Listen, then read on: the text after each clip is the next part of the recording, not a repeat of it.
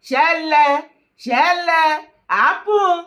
We don't trust them. Nigerian soldier rejects fresh move by the government to deploy repentant terrorists in military operation. Nigerian soldiers fighting insurgents in the northeast have reportedly raised concerns over an alleged Borno state government directive requiring troops to work alongside repentant Boko Haram fighters recently reintegrated under its de-radicalization program. One soldier said many troops doubt the sincerity of the reintegrated fighters, citing past security breaches. The government wants to prove the program is working. So some of these repentant Boko Haram members are being attached to security groups that work with troops in operation, he said. But many of us are uncomfortable with the arrangement because there have been cases in the past where information leaked and operation were compromised. Trust is a major issue. Another source said soldiers sometimes keep the former insurgents separated within military facility due to lingering distrust. We don't trust them completely. There have been too many incidents in the past, he said. Yet now, there is pressure for us to work closely with them during our mission. Ṣé àwọn Nigeria Army, àwọn soldiers wa tí wọ́n lọ ń kojú ogun àwọn terrorists. Wọ́n ti fariwo ta ní northern part of Nigeria. Wọ́n ní ká gbà wá lọ́wọ́ Borno governor. Wọ́n ní òun ló sọ wípé dandandan. Àwọn ni wọ́n máa ń sọ wípé repentant or repented terrorists. Kí wọ́n kó wọn sí inú army. Àwọn army ti pariwo síta ń sìn pé àwọn ò trust wọn torí oríṣiríṣi ìṣẹ̀lẹ̀ ló ti ṣẹlẹ̀ tẹ́lẹ̀tẹ́lẹ̀. Wọ́n máa ń gbàbọ̀dè, wọ́n máa ń mú páàsì wọn lẹ̀ tó bá fẹ́ lọ attack àwọn terrorists, àwọn repented one tó ti wà láàrin wọn. Ṣé mọ̀ wípé wọ́n máa ń lóyà síra wọn, wọ́n á ti pass information yẹn tó fi jẹ́ wípé ọ̀pọ̀lọpọ̀ àwọn terrorists wọ́n máa ń lay ambush fún àwọn original army wa tó dẹ̀ ń pa àwọn army yẹn, àwọn sójà yẹn nípakúpa. Àwọn sójà ti wá yarí mọ́ ìjọba Borno lọ́wọ́ báyìí. Bàbá Tinubu à ń pariwo gbogbo ọmọ Nàìjíríà sọ wípé stop this thing now. As a president, invite all the northern governors. Ẹ bá wọn ṣe meeting ká sọ fún wọn wípé Nigerians are on your neck. A ò fẹ́ gbọ́ wọn kó repentant Boko Haram kankan sí inú army wa. We don't want it anymore. Àwọn ọ̀nà tó fẹ́ fi hijack Nigeria, tó fi hijack Nigeria mọ́ gbogbo Edo state lórí nìyẹn. Baba Tinubu, remember, he who controls the gun controls the government. Àwọn terrorists ni wọ́n kó sí inú iṣẹ́ army tí wọ́n pa àwọn original army tó jẹ́ wípé àwọn tí ẹ wá lè fẹ́ recruit àwọn new one. Share anybody any turn up wa ní south ẹ ló ológan ni ká lọ kó wọn sí ẹnu terrorists. Ṣé ti rí wọn sìn àwọn army tó wà ńbẹ̀ náà fariwo time. But kọ́rọ̀ mi lè yẹ jọ tẹ̀lé mi wá wo video yìí. Forget I'm from the southwest. I believe absolutely in the principle of power rotation along the axis of the pendulum. When it goes to the north, it can do the 8 years there. But when it down comes to the south, we must do that 8 years. You know why? Because if you guys don't stand for that now, your generation will find it very difficult to be able to get presidency. How? Because while you are trained here to have kids that you can manage, maybe 1 or 2 or maybe 3, they are trained there by their own culture to do maybe 30. How do you want to compete? The human capital investment that they are doing there is very weak. We are spending a lot of energy to do human capital here. Look at how I'm bashing you so that you can think. And then tomorrow morning you want to do an election. Some guy comes in with 30 children, 36 wives, and you have only your 2 wives and another who are well trained. Your kids are doctors, engineers, are doing everything, and then you're going to be carrying people that have beggar bulls in their hand, only groomed for election day. The only way we can manage it is by rotation. So they know when it is their turn, bring us some candidates, we'll pick the best. When it is our turn, we'll give you some candidates to pick the best. Anything short of that, we should destroy the country and break it up, let everybody go and do their thing. Why? Because we're going to be perpetually under pressure. We don't want people coming into our country, if you like, our own area to be killing people. We don't do religion to that mad level. Are we supposed to? If Yoruba people disappears from the history of Nigeria today, more than half of what many Nigerians are proud of would disappear with it. Igbo, Hausa, Fulani, Ijo, Calabar, Efik. Am I lying? Do you agree with what I just said? Oh, we are getting closer. The pressure is getting worse, sir. Ṣogbọ́rọ̀ lẹ́nu brother mi yẹn.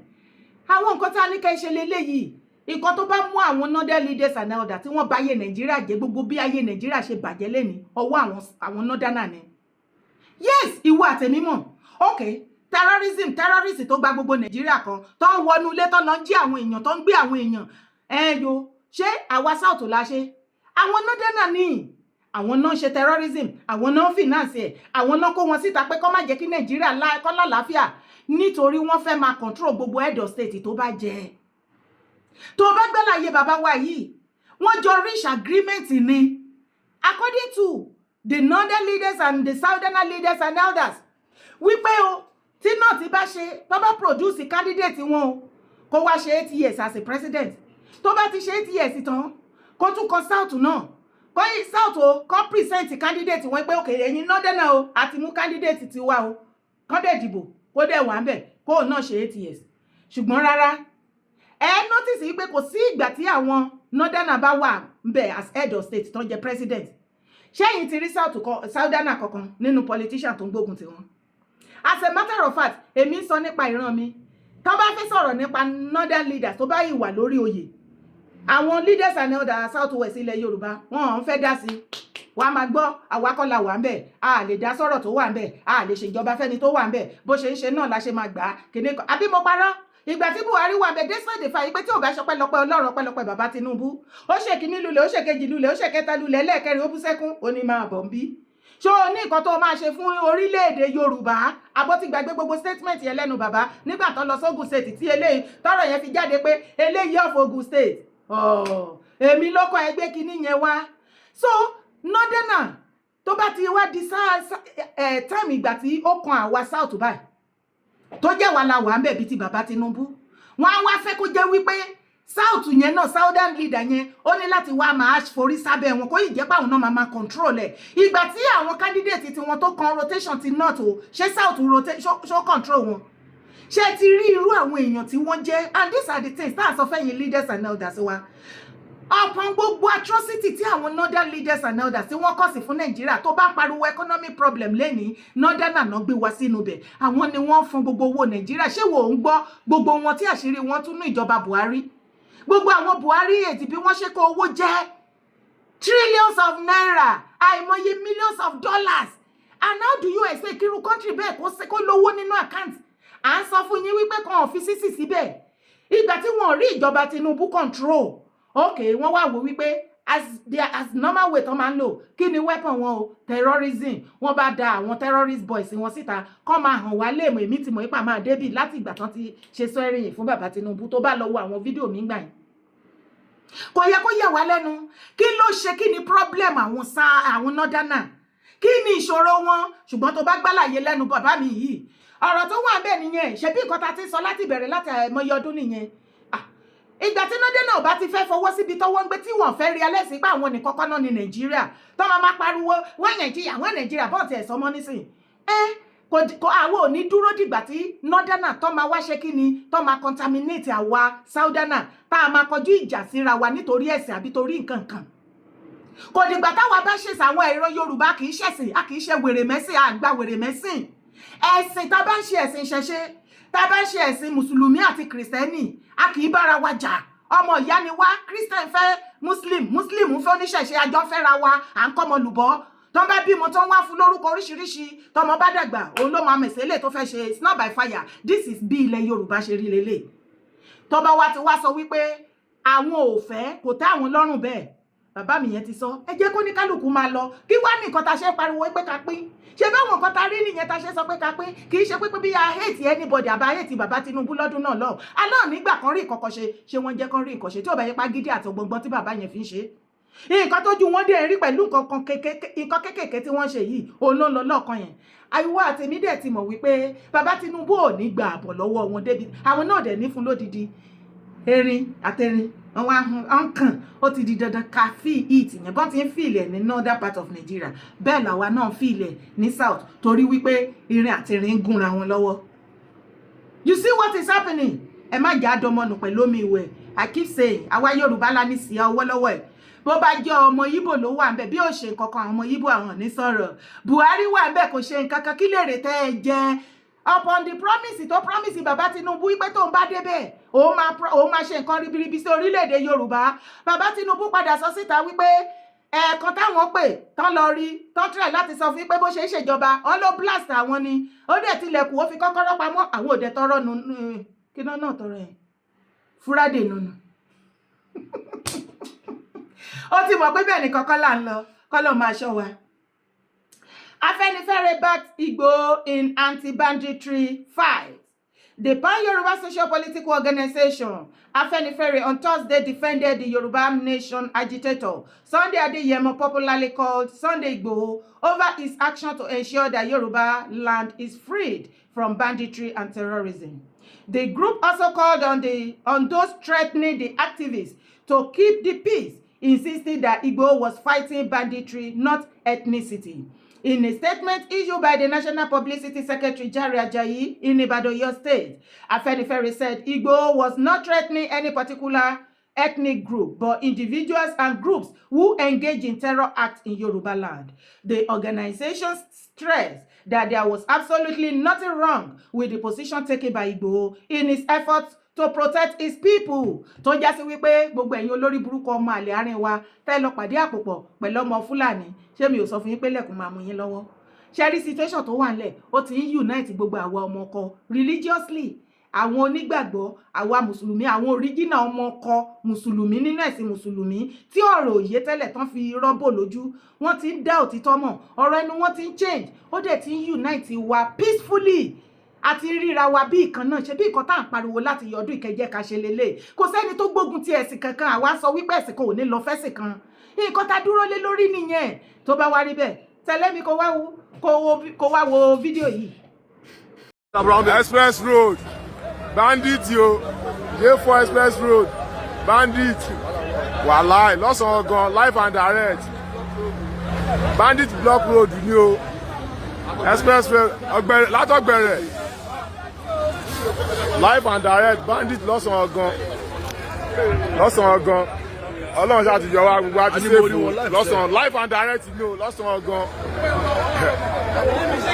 wàláì lọ́sàn-án gan ni o kò ń ṣe pé bóyá ọ̀rẹ́ ẹnu o live and direct lélẹ́yìí o but àwọn tó yẹ step ọlọ́run ti yọ wọ́n o wàláì ẹ ti súnmọ́ ọtọ́ ọlọ́run ṣàánú o àti sèfù bandit ni o live and direct ni o lọ́sàn-án gan ni o kò ń ṣe pé òru o wọ́n pa pẹ̀lú ẹ jẹ́ kó máa lọ́ tí wọn lọ́sàn-án gan ni o ó lọ bẹ́ẹ̀ bandit ni o àwọn èèyàn escape o àwọn tó máa kó lọ ti kó wọn lọ o. ojúlásọdé wọn ní oògùn láàárọ̀ yìí. yes àyùkọ tó mọ̀tẹ́ ẹ̀mí náà kò mọ̀tẹ́ kọ́ máa kọ́ ọ̀sẹ̀ ẹ̀mí náà kó ó jí wọn fún ní information yẹn ni lórí sáré jí lórí mi ò sì ló ti ṣe lórí mọ́jú ló ṣe oyin gbọ́ lọ́dọ̀ mi ò tí gbọ́ tán. ọ̀hún àtàkì bàbá Sunday Igboho. ọ̀hún ló serious gan gbogbo ọmọ ẹ̀yìn ẹ̀gbọ́n náà ṣe léṣe gbogbo ọmọ ẹ̀yìn ẹ̀gbọ́n ló fara gbọ́ta. jésù ọ̀hún mọ̀ pé kì í yẹra àwọn bí òbérédé wọn náà ní oògùn Fúlàní gbówó gan wọn ní oògùn. ṣùgbọ́n wà ló ti wá dé báyìí. àwùjọ ọjọ́ ìgbòkè òun lẹ́yìn máa sọ bẹ́ẹ̀ ìtọ́ láti bí ìjẹta ló ti wà nínú igbó. bẹ́ẹ̀ ni mo rí fídíò yẹn pé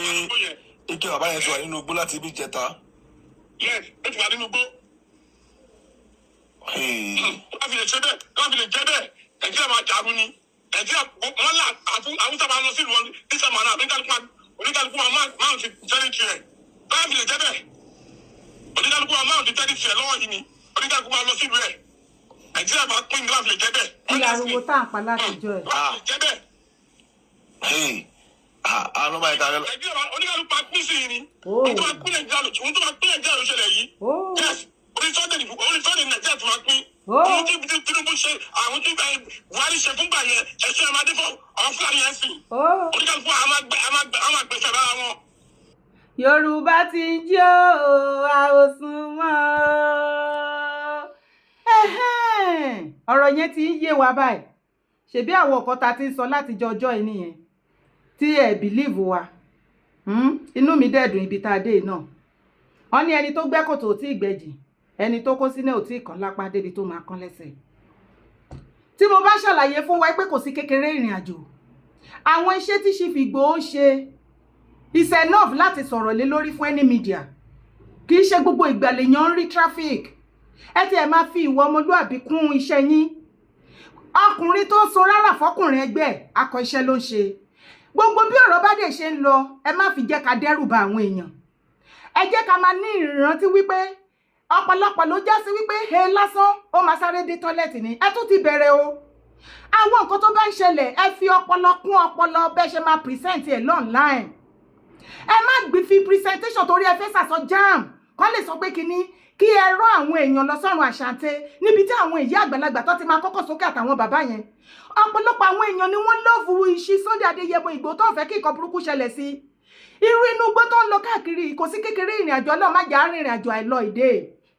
Ọkùnrin tó ń so rárá fọkùnrin ẹgbẹ́ akọ iṣẹ́ ló ṣe. Ṣebí nínú wọ́n pa àwọn èèyàn wa ànígbà. Ǹjẹ́ mo yẹ gbogbo gúrùpù security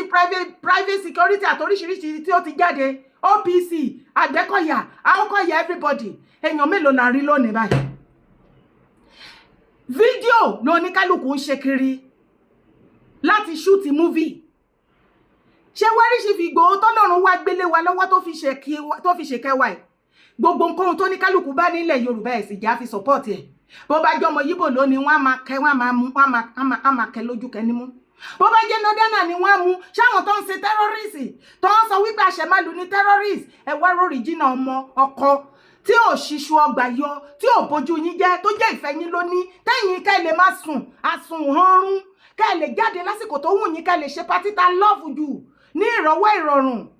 kálàáfíà kó jọba òun lọ́mọ Adéyẹmọ dúró fún. Ǹjẹ́ ó yẹ ká rẹ́ anybody tá gbógun ti ṣe ọwọ́ ẹ̀ tàbá wa rí bó ṣe ń lọ ẹ jẹ́ àdúró tì í ṣùgbọ́n kan wá wà bẹ́ẹ̀ o. Mo fẹ́ pe gbogbo ẹ̀yin ọmọkọ Yorùbá gbogbo ẹ̀yin ọmọkọ tó ajíire original ọmọkọ ilẹ̀ Yorùbá mo fẹ́ pe àkíyèsí yín sí torí pé ó ń bọ̀ àwọn ládẹ́ẹ̀dẹ́. Ẹ ti mọ̀ wípé mi ò ní wá mú irọ́ fún yín láíláí mo ti kọjá ìyẹn mi ò sí lára mídíà tí mo ní láti parọ́ kẹ́ tó lè sọ pé kìíní kí ló àti kí tó ní. Ǹjẹ́ ọ̀pọ̀lọpọ̀ yín mọ woman kan tó ń pè ní Ṣọlá kò gbọdọ̀ kú òkè tí ẹ bá mọ̀ ẹ máa mọ̀ láìpẹ́ láì jìnnà. Orúkọ ẹ̀ á máa jẹ́ Ṣọlá kò gbọdọ̀ kú. Ìwọ tó bá wà nínú Yorùbá nation dáadáa orúkọ yẹn á rìn dé bẹ́ẹ̀ ó fẹ́ gbà wá kú owó ni mò ń sọ o. Ó gbá Ṣọlá kò gbọdọ̀ kú mò ń dúró de court letter látọ̀dọ̀ lọ́ọ̀yà ẹ sí ọ̀dọ̀ mi torí mo ní proof gbogbo nǹkan tí mo fẹ́ sọ nípa ẹ̀ pátá látòkèdè sálẹ̀. Sórí lẹ́nu àárọ̀ yìí lásán tó lọ́kọ scam sí orí flyers tí Ìgbòho ṣe Sunday Adéyẹmọ aka Ìgbòho ṣà tí wọ́n pè mí tó ní kí n bá wọn wà in charge media tí ìwọ sọ wípé scam ni àsìkò tí tó tí gbogbo àgbáyé máa mọ èèyàn tó jẹ́ scam láàrin ìwọ Ṣọlá kò gbọdọ̀ kú àti èmi Yèyé Dára Kowé Akéde Oòduà.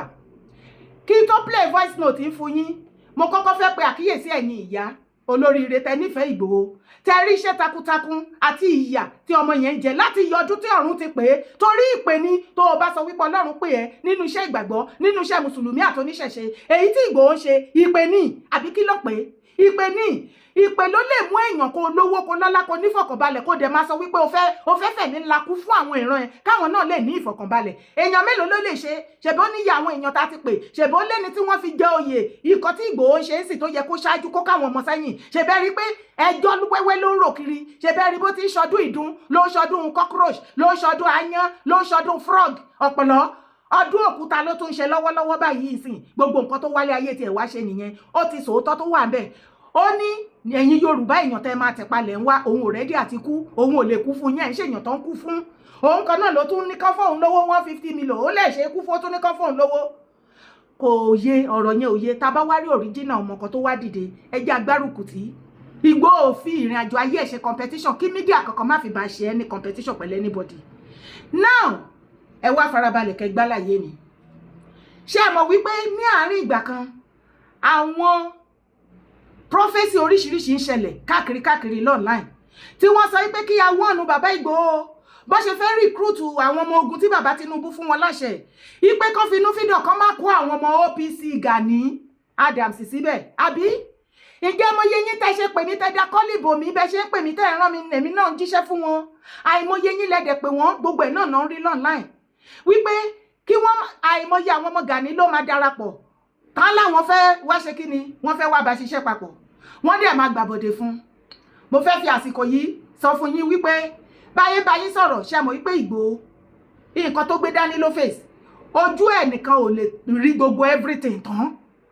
Àwa kan ní láti bá wọn ṣiṣẹ́ kí gbogbo kinní yẹn kó máa lọ. Tá bá dẹ̀ wo èmi Dára Kowé láti yọdún tó ti ń gbọ́ mi nǹkan tí mi ìbá gùdù náà tí mi mọ̀ pé mi ò mọ̀ kankan pa èmi ò kì í bá wọn ṣagídí tèmi. Ọ̀rọ̀ sísọ ẹni mo mọ̀ tí mo fi lè sọ́pọ́ọ̀tì ó ní mo máa ń sọ. Tẹ́ bá ní kí n bá yín ṣí GoFundMe màá ní tó bá di bí ọ̀rọ̀ olówó ẹ̀yẹn yọ̀ǹda mi. Ẹ jẹ́ kí ọ̀rọ̀ yẹn ibi tí mo gùdù sí ẹ jẹ́ iṣẹ́ níwọ̀nba. Tẹ́ bá wá fẹ́ fún mi ní sọ́pọ́ọ̀tì látọ̀dọ̀ yín ìsókè. Èdè tí mo máa ń pè nìyẹn. Ṣọlá kò gbọdọ̀ kú. Mo ṣe flyers síta jẹ́jẹ́. Ìgbòho ní pé kí n ṣe flyers kí n recruit bí bàbá Tinubu ṣe sọ fún wọn pé kó lọ recruit àwọn ọmọ 50,000 kó bá wọn ṣiṣẹ́. Chief Ìgbòho fún mi ní àṣẹ kí n go ahead ẹ pè wọ́n tí mo bá parọ́. Ipe kí n bá wọn wà ìṣáàjì ìrù ẹkún media kó má bàa bà kíní yẹn jẹ́. Mo dẹ̀ mọ̀ pé mo gùdù side ibẹ̀. Ní ìjọ́wọ́ ìjẹrin wọ́n ló ti yá Dára ó yá lọ bẹ̀rẹ̀ sí ní recruit àwọn èèyàn. Mo dẹ̀ ṣe flyers síta. Ṣọlá kò gbọdọ̀ kú gbé flyers mi. Ó gbé lọ sórí Facebook page ẹ̀. Ó bá cross ẹ̀ ó lẹ́ ń wò yìí. Ó bá kọ scam síbẹ̀. Ṣọlá kò gbọdọ̀ kú ikú oró ló máa pa ẹ́. Ayé ìyá ẹ̀ ò dẹ̀ ní da. Òfò ló máa ṣe. Ẹ wá wọ mo lè inú mi ti ẹ̀dùpọ̀ pè mí scam. Ṣó wá rí àsìkò Ìgò ti fún mi ní oore ọ̀fẹ́ Ìgbòho lè mú mi lọ́wọ́ dání lórí eléyìí torí ìwọ ló pè fún. Inú mi á dùn ayọ̀ mi á kún láti jẹ́ kí gbogbo ọmọ kó tó ajíire gbogbo ọmọ Yorùbá kí wọ́n wá wo ayé Ṣọlá bó ṣe ba ayé ara ẹ̀ jẹ́ pẹ̀lú olè fraud scam nínú Yorùbá nation. The last one tó ṣe sórí gbogbo nǹkan tí mo máa sọ nípa ẹ̀ mi ní fi kún. Mo dẹ̀ fẹ́ mò ń dúró de lọ́yà mò ń dúró de court letter ẹ látọ̀dọ̀ lọ́yà ẹ torí èmi àti ẹ máa mú nǹkan lẹ̀ máa gbé ẹrin gan ni o. Ògùn pọ̀ lọ́wọ́ ẹ̀ wọ́n lọ máa attack àwọn èèyàn spiritually àbí pẹ̀lú ògùn ṣó mọ̀ pé wọ́n attack ìwọ náà bí tó ti ń ta sí wọn kiri wọ́n ta sí wọn náà padà ṣó mọ̀ yóò oṣù tó lò kó lè mọ̀ wípé gbogbo ìgbésí ayé ẹ̀ wà lọ́wọ́ mi èmi tí bá ní ìgbésí ayé yín lọ́wọ́ kò kàn mí màá pretend ẹni pé mi ò mọ̀ kankan ọ̀ǹtí ìgbà tẹ́ bá bọ́ síta tẹ́ bá forí jálé agbọ́n ó wá fún ni. Ṣé wá rí ìran tí gbogbo àwọn èèyàn rí wípé àwọn kan máa kúrò lẹ́yìn Gani wọn ò ní fi Gani lẹ̀ o wọ́n ló yà sí Gani o wọ́n bọ̀ wá disguise láti wá ṣiṣẹ́ papọ̀ pẹ̀lú ìrù ẹkùn. Ipe wọ́n máa gbàbọ̀dè fún Ìgbòho. Ṣọlá kò gbọdọ̀ kú ni o. Bẹ́ẹ̀ ni mo fọwọ́ sọ̀yà. Ṣọlá kò gbọdọ̀ kú ni. Kò sí nǹkan tó kàn mí pẹ̀lú ọ̀rọ̀ Warrior. Mi ò mọ̀ bá ṣe ṣe tàtàtà. Ṣùgbọ́n nínú mídíà ìjọ́ wo lẹ rí Ṣọlá kò gbọdọ̀ kú tó wà nínú mídíà. Torí awí Ṣọlá kò gbọdọ̀ kú wọ́n lòun ló recruit àwọn Warrior. Ṣé fẹ́ gbọ́? Kìkìdá àwọn ọmọ Gani ló lọ recruit fún Ìgbòho. Ṣùgbọ́n case anything bá ṣẹlẹ̀ láì dá sí Chief Sunday Adéyẹmọ Ìgbòho Ṣọlá kò gbọdọ̀ kú ní kẹ́ lọ mú. Kílà ìkan lára number second Gani Adams tẹ́lẹ̀ ni tó jẹ́ number second Ìgbòho sìn. Mo fẹ́ kí mo kàn san àwọn eléyìí I have no problem with killer or anybody. Ṣùgbọ́n Ṣọlá kò gbọdọ̀ kú tó mú ẹ wá tó jẹ́ èèyàn ẹ òun ló kó pópó dọ́dọ̀ ẹ. Ẹ lè pa mí o ọ̀rọ̀ pọ̀ ńlẹ̀ ṣùgbọ́n mi ní tí sọ̀rọ̀ ká lè mọ̀ pé kò sí gbogbo operation tá ìṣe ní gbogbo ilẹ̀ Yorùbá yẹn gbogbo kan tó ń dún ní Ọ̀yọ́ kò sí lè tí ò sí lọ́wọ́ mi. Ṣé orí yín burú ni? Ṣé fẹ́ ṣòfò ni? Dára lẹ́ ń bá ta o. Ẹ fẹ́ ṣòfò ẹ̀mí àti tara. Ṣùgbọ́n kọ́rọ̀ mi ká lè mọ̀ wípé mi ò wá fún yín lófo ẹ kúkú ti mọ̀ mí tẹ́lẹ̀ kó tó dé ni. Ẹ kàn wá fetí gbọ́ kékeré lásán ká lè mọ̀ wípé Ṣọlá kò gbọdọ̀ kú tí nǹkan kan bá ti ṣẹlẹ̀ sí Ìgbòho tó jẹ́ àbọ̀dè ẹ má ṣìírí ẹ̀ wò Ṣọlá kò gbọdọ̀ kú ní kẹ́ ẹ lọ mú. Òun ló recruit gbogbo àwọn ọmọ Gani láàrin àwọn ọmọ Gani gan ti dìjà láàrin wọn ẹ gbọ́ voice wọn bì tó sọ wípé Gani sọ wípé ọmọ OPC ọ̀dọ́ kọ́kọ́ ò gbọdọ̀ lọ sọ́dọ̀ Ìgbòho. Ṣùgbọ́n Ṣọlá kò gbọdọ̀ kú lọ kó àwọn ọmọ Gani gbogbo àwọn tó jẹ́ agitator tó jẹ́ Warrior tí Ìgbòho mọ̀ tẹ́lẹ̀ tó ń bá Ìgbòho ṣiṣẹ́ gbogbo wọn ni Ṣọlá kò gbọdọ̀ kú ti sideline tó ti kó wọn dànù ìyẹn ò tí ẹ̀kan èmi ò ń ṣe Warrior àwọn nọ́mọ̀ wọn lẹ́nu tiwọn ó bá wọn wá sọ̀rọ̀ ó bá wọn kan má sọ̀rọ̀ ṣùgbọ́n ipò yí ọwọ́ bí àrùtì ẹ wá sí ọ̀dọ̀ tèmi Dára lórí ọ̀rọ̀ mídíà ibi táyé ìyá ẹ̀ ti bàjẹ́ nìyẹn ẹ wá gbọ́ wà lóòfẹ́ tó bẹ́ẹ̀. lórí ẹkùn kò ṣe fi lọ́mọdé lọ́wọ́ lórí ẹkùn ṣe fi lájà lọ́wọ́ ọ̀rẹ́ ká mú ẹkùn ká fi lájà lọ́wọ́ kò ní léwọ́. Bàbá mi ẹ má bínú orúkọ orúkọ tèmi ni Ọlálẹ́yẹ Abíọ́lá aka Inspector General Ọlọ́gẹ́ white man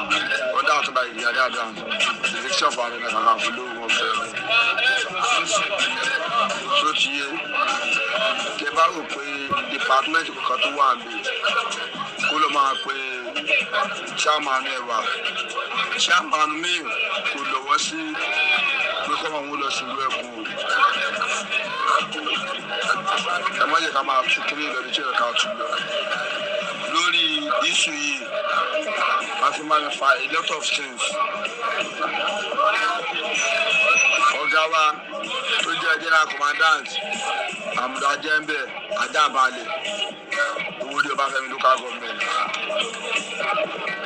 wọ́n pè mí Ọ̀yọ́ kan lọ́kà ẹ̀sìn pé wàá sí complex kan mo mọ ọ̀gá lọ́lẹ́ sí ń bẹ̀rẹ̀ mo lè lè kíni mo court fún mi kọ́ mo wà pẹ̀lú CSP Alábí that's MFP 59 tó wà lájà wọn ni mo drive ń gbà ẹ̀ ló jẹ́ kí n court kọ́ tó jẹ́ kí n gbọ́rọ̀ wọn wọ́n sẹ́ni tí máa délé máa pé wọn bọ̀dá wọn yára pé chairman àwọn kan gbogbo chairman àwọn kan ló ṣe nífẹ̀ẹ́ sí kinní yìí o ẹ tó bá fẹ́ ṣe ẹ jẹ́ ká mọ̀ pé yẹ̀sùn òun rẹ́dí láti ṣe kankárí àlọ́ ó kè ṣe irú àwa yìí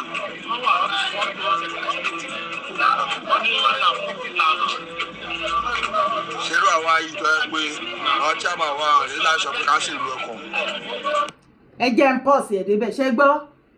ṣé àmọ́ àwọn ò fẹ́ kí wọ́n ṣèrò ẹkùn Gani ti sọ fún wọn pé wọn ò fẹ́ àti gbogbo every OPC wọn ò fẹ́ rí ẹni OPC pẹ̀lú Ìgbòho ṣe bí àwọn àìmọye warriors brother wà tán jẹ́ akíkanjú ọmọ tó jẹ́ fresh people àtàwọn tó ti wà ńlẹ̀ tán ti wà nínú iṣẹ́ security tí wọ́n lè recruit fún Ìgbòho kí ló dé tí Ṣọlá kò gbọdọ̀ kú lọ recruit àwọn ọmọ ogun Gani sẹ́yìn Ìgbòho tó jẹ́ pé àwọn tó jẹ́ fresh wọn tó yẹ kó bá Ìgbòho ṣiṣẹ́ Ṣọlá kò gbọdọ̀ kú lé wọn dànù àwọn ọmọ ogun Gani tẹ́ bá rí gbogbo local government tí wọ́n ṣí tán ṣe gbogbo south west Ọ̀yọ́ local government Ìrẹ̀kùn Ondo local government Ìrẹ̀kùn gbogbo àwọn ọmọ Gani wọ́n jẹ́ kó yé mi voice note pọ̀ ńlẹ́ o mo kàn fẹ́ kẹ́ mọ̀ bó ṣe ń lọ ni wọ́n jẹ́ kó yé mi wípé ṣe rí majority àwọn ọmọ Gani tó wà láàrin àwọn ọmọ OPC tó ń bú Ìgbòho fẹnu Wugate oríṣiríṣi tó ń kàn dẹ́mu iṣẹ́ àwọn tí Ṣọlá kò gbọdọ̀ kún bá ṣiṣẹ́ papọ̀ nìyẹn mo wá fẹ́ fi àsìkò yìí pé gbogbo family Ìgbòho pátápátá gbogbo ẹ̀yin olólùfẹ́ Ìgbòho èmi kì í mọ̀fọ́ o gbogbo nǹkan tí mo ń sọ yìí mo ti fi sínú voice note ránṣẹ́ sí òòṣà tí ẹni tí bá ṣẹlẹ̀ sí Ìgbòho kẹ má sí dára ó wẹ̀ lára àwọn tó ti pa Ṣọlá kò gbọdọ̀ kú ní ká lọ mú o Ṣọlá kò gbọdọ̀ kú ṣe rí rally tí Yorùbá Nation ṣe last tí YSDM tán finance ẹ̀ I was the publicity director of publicity media níbibẹ̀ àwa làwa ṣiṣẹ́ owó tí wọ́n dá gbogbo Yorùbá Nation tá a ṣe pátápátá Ṣọlá kò gbọdọ̀ kú gba ṣíọ burúkú owó kí ló pera ẹ̀ warrior woman warrior leader ogun ọmọ Ogun State ní ó ní jagunjagun ní bàbá òun ẹ bá mi bèrè lọ́wọ́ ẹ̀ ní Ogun State ṣé wọn máa kó wọn lógúnlógún ẹ̀wọ̀n bí àwọn bandit ṣe àtàkì ńbẹ̀ ìjọ wo lẹ rí ọmọ ogun kan lẹ́yìn ìjọ wo lẹ rí kẹ wá gbọ́ paríparí ẹ̀ the last rally tí Yorùbá Nation ṣe lọ́jọ́ta tí wọ́n fi pa àwọn èèyàn táwọn èèyàn kan kú tọ́lọ́pàá fi yìnbọn tọ́jú tí agas oríṣiríṣi tí ìbọn fò fẹ́rẹ̀ tó pa brother kan báyìí Ṣọlá kò gbọdọ̀ kú ni o òun ló gbowó o ló ṣe mítì pẹ̀lú àwa YSDM statistic gbogbo bó ṣe gbowó ayé ẹ̀ ti bàjẹ́ gbogbo ẹ̀ ni máa gbé fún gbogbo àgbáyé lẹ́yìn eléyìí tí mo ṣe fún ẹ yìí tí mo bá tún rí tó dá sí ọ̀rọ̀ mídíà nínú Ìrẹ̀kùn ikú pa ẹ́ Ṣọlá wàá sùn ò ní jí mọ́ àbò lórí burúkú ni ẹni ìwọ jẹ́ gẹ́gẹ́ bí ìyàwó Ìgbòho àbí fámílì Ìgbòho tó ṣe jẹ́ wípé gbogbo nǹkan Ìgbòho ló fẹ́ ránṣẹ́ mọ́ tó fẹ́ máa control ikú òjijì ló máa kú ó lè ṣe fún àwọn warrior ìfẹ́ lódò àbí any other nítorí àtẹnujẹ àtàbòsí tó wálé ayé wá ṣe any other one of them it's not my business má bá wọn gbé wá sí side ọ̀dọ̀ mi ṣó fẹ́ ṣòfò ni ṣé orí ẹ burú ni Ṣọlá kò gbọdọ̀ kú ṣáyé ẹ ti bàjẹ́ ni ìwọ olè dollars ló fi gbowó millions of naira ó ní òun warrior leader ó ní kí Ìgbòho sún sẹ́yìn ó máa ń fi Ìgbòho gbowó ni ìwọ tó bá rí fídíò yìí ṣé ó ti fi orúkọ Ìgbòho wá gbowó lọ́wọ́ ẹ ẹ̀yin tẹ́ wà labroad ó máa kúnlẹ̀ orí burúkú kiri ni bóyá wà yẹn olóbùkún ni wèrè ni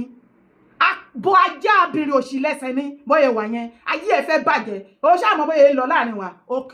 fine rally yẹn ó bá gbowó wọ́n bá kówó burúkú fún ó lóun máa ra ọ̀pá tó pọ̀ ó máa ra ṣẹ̀kẹ̀rẹ̀ ó máa ṣe sticker ó ṣàkó billions ó ṣàǹgbowó ló bá lòun máa rí lead rally yẹn pé that will be the last rally tá fi máa gba orílẹ̀-èdè wa mo dúró mò ń wo ìpele okay ìjọ rally okay ìwọ tó bá rí fídíò ètò lọ síbi rally yẹn lọ́jọ́ ta tọ́lọ́pàá fi dé tó fi wá yin tear gas tán fi pààyàn tán fi tí stray bullet lọ bàyàn ṣe gbóòórùn Ṣọlá kò gbọdọ̀ kú èèyàn tó ní káwọn ọmọ ogun máa nìṣó síwájú o Ìgbòho rèé òun àtàwọn ọmọ ẹ̀nà wà nínú Ìgbòho ní káwọn boys òun nìkan wà nínú Ìgbòho nìkan kó máa sùn nínú ilé Ṣọlá kò gbọdọ̀ kú ní káwọn warriors òun kó máa nìṣó lọ́jọ́ ta òun bọ̀ ní gbogbo warrior bá lọ sọ́jọ́ ta wọ́n hàngì káàkiri everywhere wọ́n dúró de warrior woman leader wọ́n ò máa rí o wọ́n bẹ̀rẹ̀ sí ní pé wọ́n pè kò gbé kọ́lẹ̀ anybody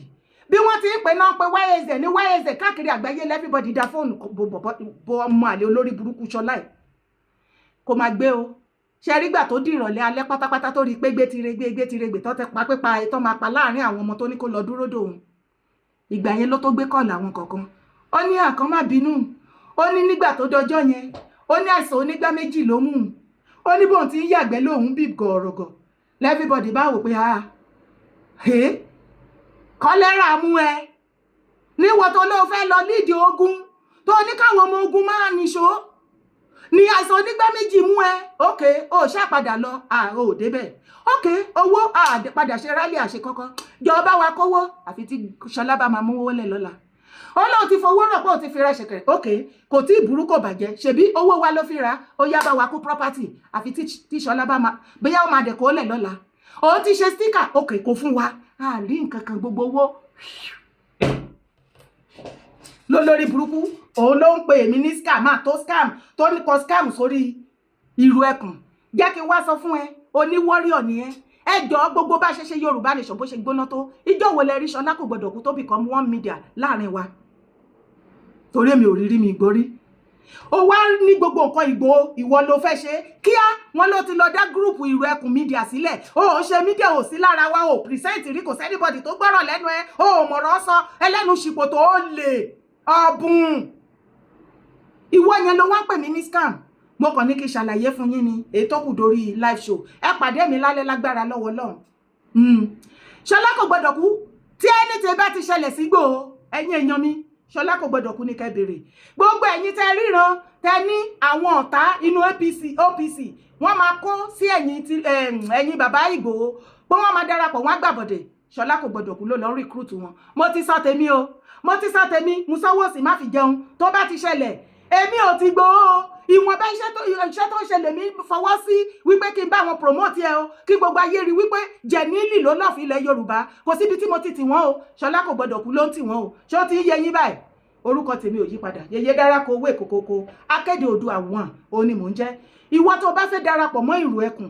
èmi dára ní ṣe Sunday Adéyẹmọ Ìgbòho fún ní go ahead wípé kí n lọ ṣe kí ni kí n bá wọn kó